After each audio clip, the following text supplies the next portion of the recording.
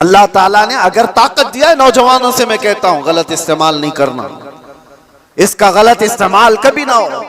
औरतों को मारने की बात आई, कितने तो घर ऐसे बने हुए हैं, कमजोर है वो, तुमसे कमजोर मखलूक है, लोगों ने उसको बराबर का बनाने की कोशिश की है, लेकिन औरत तुमसे कमजोर बनाई गई है। उसको मारने का हुक्म कहीं पर भी नहीं दिया गया, कहीं पर भी नहीं, किसी भी तरह से। लोग आज अपनी ताकत का भरपूर इस्तेमाल इनके साथ करते हैं, औरतों के साथ। बहुत सख्त जवाब देना होगा मेरे अजीज। औरत तो औरत है, मखलूक भी है अल्लाह ताला की, लेकिन साथ में उम्मत मोहम्मदिया है। इसका जवाब तो बहुत है।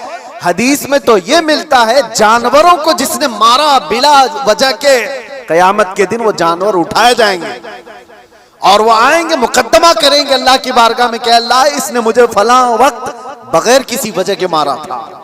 रब ताला उस जानवर को सींग अता करेगा और कहेगा कि तू इतना मार ले इसको यहाँ पर, और वहां सख्ती के साथ वो जानवर इस जालिम को मार रहे होंगे। अहले महशर उसको देख रहे हैं। जानवरों के साथ जुल्म को इस्लाम ने जायज नहीं किया। घरों में अपने औरतों के साथ कौन जुल्म की इजाजत देगा? ये हुई डोमेस्टिक वायलेंस जिसको कहा गया है। मैंने अंदर कैद में देखा कितने ऐसे कैदी औरतों को जला करके अंदर आए हुए हैं, छोटी छोटी बातों पर, जहेज के नाम पर, दो खानदानों के झगड़ों पर औरतों को जला दिया, मार दिया, खत्म कर दिया। ऐसे कितने वाक़यात। इंसान को जब ताकत ज्यादा आ जाए तो वो जुल्म के रास्ते पर आ जाता है। यहां अपने आप को कंट्रोल करना मेरे अजीजों, ये वक्त का बहुत बड़ा चैलेंज है तुम्हारे साथ। ये हुई जिस्मानी ताकत, और जब माल आ जाए, अल्लाह अकबर, ये बड़ी आजमाइश है, ये बड़ी आजमाइश है। चर्बी ज्यादा उस वक्त आती है जब माल ज्यादा आता है। जिस्मानी ताकत तो चले, आदमी अपने आप को कंट्रोल कर लेगा, रोक लेगा, लेकिन माल की चर्बी ये बड़ी खतरनाक है।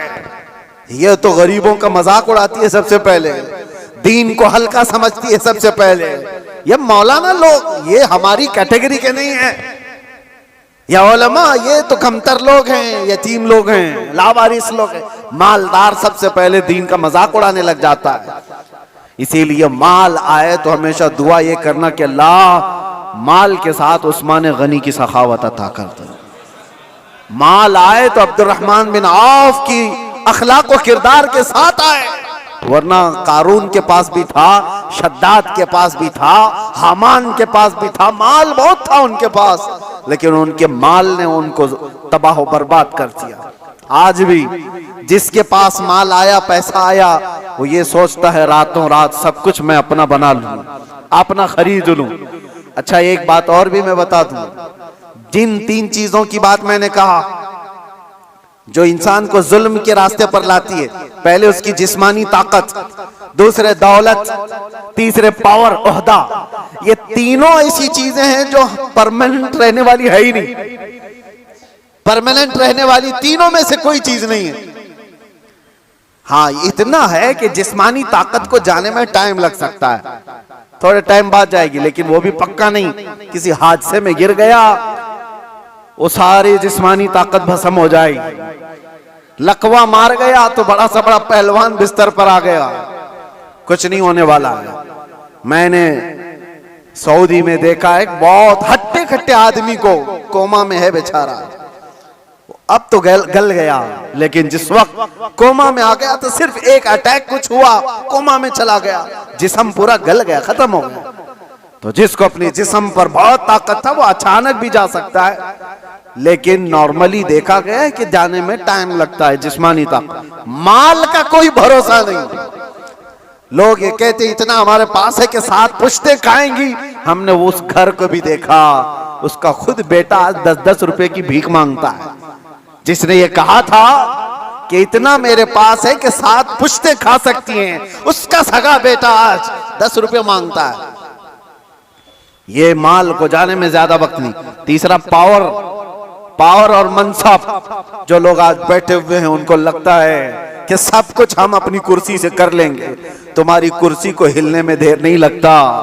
तुम्हारा जुल्म जो है ये दीमक है जो इस कुर्सी को खाकर खत्म कर देगा।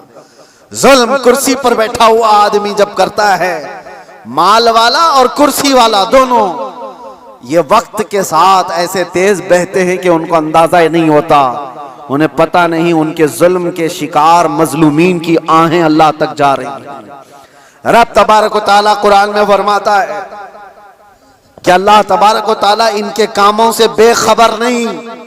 जो लोग पीड़ित हैं, जुल्म से निशाना बने हुए हैं, तो क्या इनको इंसाफ नहीं मिलेगा? दुनिया की अदालत इंसाफ ना दे, अल्लाह की अदालत तो है जो इंसाफ अता करे। जालिम दुनिया में भी भुगतेगा और आखिरत में उसका दर्दनाक अंजाम है, दर्दनाक अंजाम है। फिरौन के साथ क्या हुआ, नमरूद के साथ क्या हुआ? अरे एक मच्छर से हिलाक हो गए। फिरौन पानी में गर्क कर तबाह हो गया, गर्क होकर तबाह हो गया। अबू जहल को 2 छोटे बच्चों ने मार के गिरा दिया। जो ताकत और माल का नशा था जिसको, आज हालात ऐसे मेरे अजीजों, ये 2 तरह का जुल्म बहुत बढ़ गया है, माल का और पावर का। आज जो पूरी इंटरनेशनल न्यूज घूम रही है अमेरिका की दादागिरी, कोई बोलने वाला है इस पर? वो किसी भी मुल्क के राष्ट्रपति को उठा करके ले जाए, किसी को कुछ नहीं। हालांकि नई बात नहीं है, नई बात नहीं। पावर है ना, ताकत है, नशा है, वो कुछ भी कर सकता है। ये पहली बार नहीं, ऐसे कई मुल्कों के साथ हुआ है। दूसरे मुल्कों में जाकर के बम गिरा देना, दूसरे मुल्कों के चुनी हुई सरकारों को गिरा देना, ये पहली बार है। जो आज सोशल मीडिया पर गर्दिश कर रही है बातें, वेनेजुएला के साथ ऐसा हुआ वैसा हुआ। अरे खुद यहां हमारे मुल्क में जब मुंबई पर अटैक हुए थे, हमले हुए थे, आपको पता होगा, काफी साल पुरानी बात, ताज पर और ये वीटी में जो हमले हुए थे, उस वक्त पकड़ करके एक अजमल कसाब को तो बहुत घुमाया गया है न्यूज में, लेकिन आपको पता है एक मास्टरमाइंड और भी था, डेविड नाम का, और उसको गिरफ्तार भी किया गया। लेकिन अमेरिका की फौज आकर उसको रातों रात यहां से लेकर अमेरिका चली गई, और ये कह करके कि इसका मुकदमा हम चलाएंगे। दादा है साहब, हमारे मुल्क का मुजरिम है, हमारे मुल्क में फसाद किया, लेकिन कानून उनका चलेगा। ये क्या है? ये पावर का इस्तेमाल। दुनिया यही चीज देखती है आज, जिसकी लाठी उसकी भैंस कहा जाता है।